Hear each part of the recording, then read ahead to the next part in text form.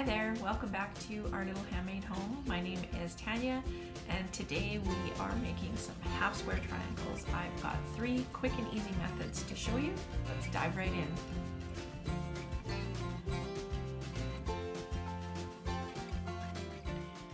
Alright, so let's take a look at the 3 different ways that we can make half square triangles.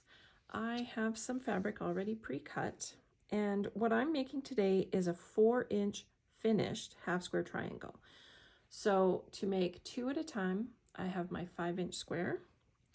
To make 4 at a time, I have 7 1/4 inch square. And to make 8 at a time, I have a 10-inch square. The other things that I'm going to be using are a marker. I do have a 1/4 inch marking ruler.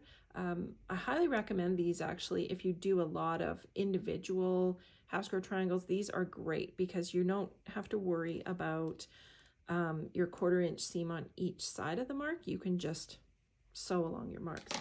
I have a proper ruler for cutting and of course my rotary cutter. Something that I am using today, which isn't necessary, but it sure makes a big difference when you are doing a lot of cutting, is a rotating cutting mat. You just have to be careful to get the feel of it so that you're not slipping away with your cuts.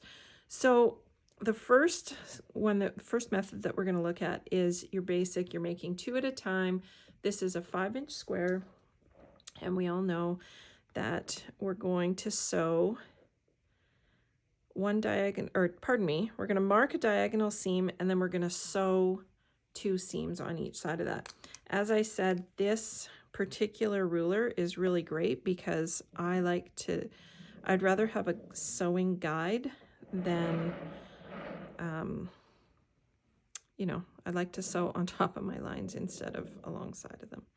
So that's all we're going to do for this one. So of course, these become your stitch lines. This is not like where you're going to sew on a 1/4 inch away from those lines. These are your stitching lines. Okay, so that's how we're going to mark our 5-inch squares. The next one that we're going to do is our 10-inch squares. So same sort of idea, except of course we're going to go crisscross. So I'm going to put my ruler along here, and again I am marking my stitching lines. I believe, for those of you that I know are going to ask, I got this ruler from the Fat Quarter Shop. I'll leave a link to it down below. And just so you guys know too, anytime that I'm highlighting products, these are products that I've purchased for myself. These are not paid placements. And if I'm using a tool, it's because I genuinely love it. It's not because I'm being paid to do so. So just so you know. Okay, so that's the 3rd stitching line. And that is the 4th stitching line. Just like that. Okay, and I'm going to put my pen away. And then of course we have our middle size, which is the 7 1/4. There are no stitching lines on this. All you're going to do is stitch a 1/4 inch all the way around. Don't leave any openings. I have already, as you might have guessed I was going to do, pre-stitched some of my pieces. I'm actually going to be testing a pattern that's using a ton of half square triangles, so this works out really well for me. So as you can see, I have stitched along the lines that I drew, and then all I'm going to do is put my 1/4 inch mark along there. I'm going to cut that open, and I have 2 beautiful half square triangles. These are going to be trimmed down to 4.5 inch unfinished, and they'll be 4-inch finished. So I have 2 out of that one. Out of this one, of course, I'm going to do the same thing. I'm going to put my ruler along the 1/4 inch mark, or the 1/4 inch where I've sewn. And this is where having a rotating cutting mat comes in handy, because this piece requires a few cuts, and the less you move your fabric around, the more accurate your cuts are going to be, of course. Okay, so once you cut on the diagonal, you're then going to cut down the center.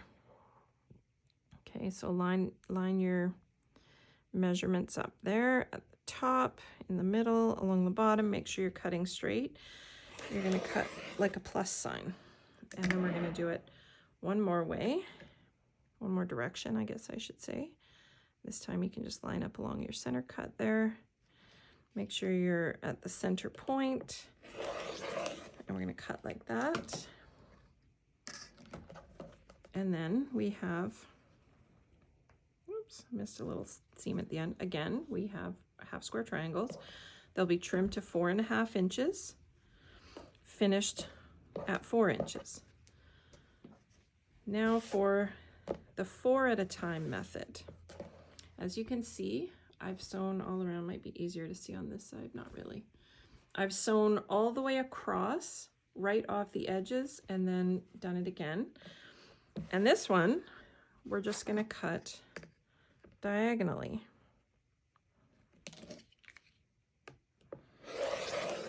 We're going to go that way and this way. This method is really great if you're making a lot of pinwheels, because you're going to get 4 half square triangles that are all the same size. So again, there we go. We've got 4.5 inch once it's trimmed, 4.5 inch once it's trimmed, and from the first pair, 4.5 inch once it's trimmed. So these 3 methods, once they're finished, you can't tell the difference. Certainly, if you need to make a lot of half square triangles and the size is going to work out for you, the 10 inch, starting with the 10 inch squares is going to be the most efficient. That gives you 8 at a time. And if the math scares you a little bit, don't worry about it. I have a free cheat sheet on my website that you can download, and I will leave a link to that down below. So those are the 3 methods for creating half square triangles quick and easy.